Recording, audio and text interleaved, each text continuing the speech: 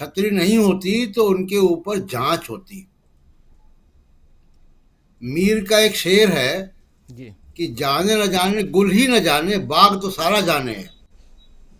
Bank of Baroda UAE में branch बंद हो रही है और सोशल मीडिया पे ये वायरल हो रहा है कि लोगों ने पैसा विड्रॉ कर लिया। हालांकि बैंक ऑफ बड़ौदा ने उससे इनकार किया है कि अडानी का कोई ताल्लुक है उस ब्रांच को बंद करने में।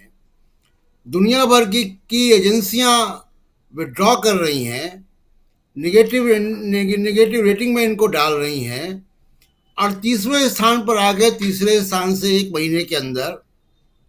देखिए, लेकिन ये सेबी वही को वही कोई, लेटर है ये। हाँ, ये ये वही लेटर है bank of bank of Baroda का बड़ौदा वाला। क्लेरिफिकेशन है। जी, बैंक ऑफ बड़ौदा क्लेरिफिकेशन है कि उन्होंने ब्रांच बंद करने का फैसला काफी पहले ले लिया था। लेकिन ये क्लेरिफिकेशन कब आया है राजीव जी? ये क्लेरिफिकेशन तब आया जब सोशल मीडिया पे वो तस्वीरें वायरल होने लगी कि लाइनें लगी हुई है यूएई के एक ब्रांच में बैंक ऑफ बड़ौदा के, और बैंक ऑफ बड़ौदा के ये कहने पर कि वो अडानी को लोन देने को तैयार है, लोगों ने पैसा विड्रॉ किया। ये सोशल मीडिया पे खबरें चल, ये बातें ऐसी चलने लगी। उसके बाद ये क्लैरिफिकेशन आया। लेकिन ब्रांच बंद करने की बात सही है, उसकी पुष्टि भी है। जी। तो वही मैं कह रहा हूं कि दुनिया भर की चीजें हो रही है। एलआईसी घाटे में जा रही है। उस दिन आपके प्रोग्राम पे मैंने बताया कि 1/3 उनका इन्वेस्टमेंट डूब चुका है। 12 लाख करोड़ से ऊपर भारतीयों का इन्वेस्टमेंट उसमें डूब चुका है। सेबी ने क्या किया अभी तक? तो सेबी ने कुछ नहीं किया। किसके इशारे पे नहीं किया? ये रिमोट कंट्रोल सेबी का किसके पास है? अभी प्रधानमंत्री जी रिमोट कंट्रोल की बात कर रहे थे, तो वो बताए ना कि वो सेबी का रिमोट कंट्रोल किसके पास है। कि सेबी दुनिया भर की जांच करती है। सीबीआई जाकर मनीष सिसोदिया को गिरफ्तार कर लेती है, पवन खेड़ा को असम की पुलिस आके हवाई जहाज उतार गिरफ्तार कर लेती है। छत्तीसगढ़ में छापे पड़ जाते हैं अधिवेशन के पहले कांग्रेस के नेताओं पर। लेकिन जैसा प्रोफेसर अखिल स्वामी कह रहे थे कि अडानी पे कोई आंच नहीं आएगी। सोचिए। जी। और मुझे नहीं लगता कि मतलब आप हर्षद मेहता से लेकर जितने भी घोटाले हुए हैं, केतन मेहता का, हर्षद मेहता का, सत्यम का, जितने भी घोटाले आप देख लीजिए, इतना बड़ा घोटाला कोई नहीं था। इससे 20 गुना छोटे घोटालों पर जेपीसी बनी है इस देश में। बोफोर्स में तो 62 करोड़ की बात थी, जेपीसी बनी थी, ज्वाइंट पार्लियामेंट्री कमेटी, संयुक्त संसदीय जांच, 62 करोड़ रुपए पे, जो कि अभी तक प्रूफ नहीं हुआ। लेकिन 12 लाख करोड़ निकल गया और कोई जांच नहीं हो रही है। ये बड़ी शर्म की बात है। दूसरा कि मनीष सिसोदिया वाला जो डेवलपमेंट है, वो अभी एक डेवलपमेंट जो है वो डेवलपमेंट स्टेज में है, अभी घट रही है।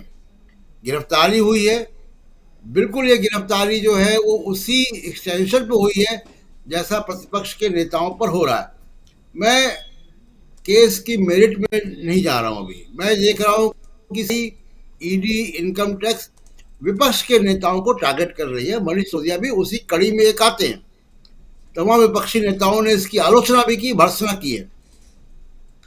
लेकिन और सिसोदिया साहब से मेरी व्यक्तिगत रूप से सहानुभूति भी है। लेकिन दो बातें बहुत अहम है यहां मैं रखना चाहता हूं राजीव जी।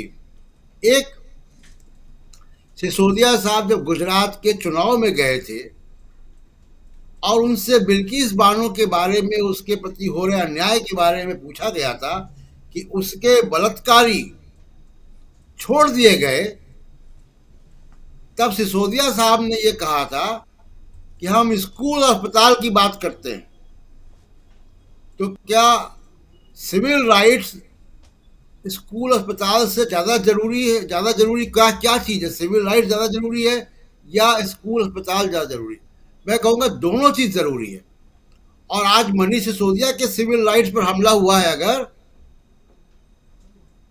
तो स्कूल अस्पताल उसका निदान नहीं है। उसका निदान है कि एजेंसियां न्यायप्रिय ढंग से काम करें। तो एक दूसरी बात ये कि देखिए, हम सब जानते हैं राजीव जी कि जी। दिल्ली सरकार की सैंक्शन स्ट्रेंथ 7 मंत्रियों की है। ये कानूनी बंधन है कि 70 की विधानसभा है तो 7 मंत्री होंगे। 10% का मंत्री परिषद का एक सीलिंग है, लिमिट है। तो दिल्ली सरकार में 7 मंत्री हैं। 7 मंत्री में अरविंद केजरीवाल मुख्यमंत्री, जो उनके पास कोई डिपार्टमेंट नहीं है, वो डिपार्टमेंट लेस चीफ मिनिस्टर हैं। आप उनको अलग रख दें। राजेंद्र पाल गौतम का गया, उनका कोई रिप्लेसमेंट नहीं हुआ। मंत्री बचे, कितने मंत्री बचे? 5। सत्येंद्र जैन जेल में हैं, मंत्री भी हैं, उनका कोई रिप्लेसमेंट नहीं हुआ, हो भी नहीं सकता जब तक कोई इस्तीफा न दे। इफेक्टिव मंत्री बचे जी 4। अब मनीष सिसोदिया जेल में है, रिमांड मिल गई उनको, सीबीआई की रिमांड। अब इफेक्टिव जो मंत्री हैं वो 3 हैं। आप दिल्ली को कह रहे हैं कि पूर्ण राज्य का दर्जा दिया जाए। इतनी बड़ी दिल्ली, इतने मंत्रालय, और हम सब जानते हैं कि मनीष सिसोदिया के पास लगभग आधे विभाग थे। तो हेल्थ, एजुकेशन, पावर, जितने भी अहम मंत्रालय हैं वो मंत्री दोनों आपके जेल में हैं। पीडब्ल्यूडी, सारे मंत्रालय जितने भी अहम हैं वो दोनों मंत्री आपके जेल में हैं। तो सरकार चल कैसे रही दिल्ली की? आप गवर्नेंस के नाम पर आए थे ना आंदोलन करके। और तीसरी एक बात जो है, जो अभी जिसको मैं कह रहा था कि ये अभी नजर रखने की बात है, क्या होगा? आपने जैसा बताया कि 3 दिन का अधिवेशन कांग्रेस का चला, कोई मीडिया में कवरेज नहीं आया, जो गोदी मीडिया है। हम आप कवरेज करते रहे, वो बाकी जगह नहीं आया। अब ये धरने प्रदर्शन हो रहे हैं आम आदमी पार्टी के, और आप देख लीजिएगा कि गोदी मीडिया उसकी पूरी कवरेज करेगा। यानी एक नया मीडिया के जरिए विपक्ष तैयार किया जा रहा है। ये 2013 वाला जो अन्ना आंदोलन था, ये रीपैकेज होकर आ रहा है नए उद्देश्यों के साथ। इस पे नजर रखनी होगी, देखना होगा कि ये क्या, क्योंकि ऑप्टिक्स वही है।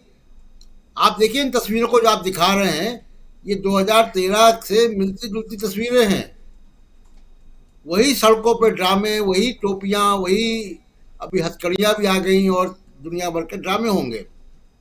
अच्छी बात है कि प्रदर्शन करना चाहिए, लेकिन आप देखिए कि वो मीडिया जो आरजेडी को, जो कांग्रेस को, जो समाजवादी पार्टी को, जो बहुजन समाज पार्टी को, जो कम्युनिस्ट पार्टी की, किसानों की बड़ी बड़ी सभाएं होती हैं, रैलियां निकलती हैं, किसान आंदोलन चला, उस पे उस गोदी मीडिया ने कोई कवरेज नहीं किया।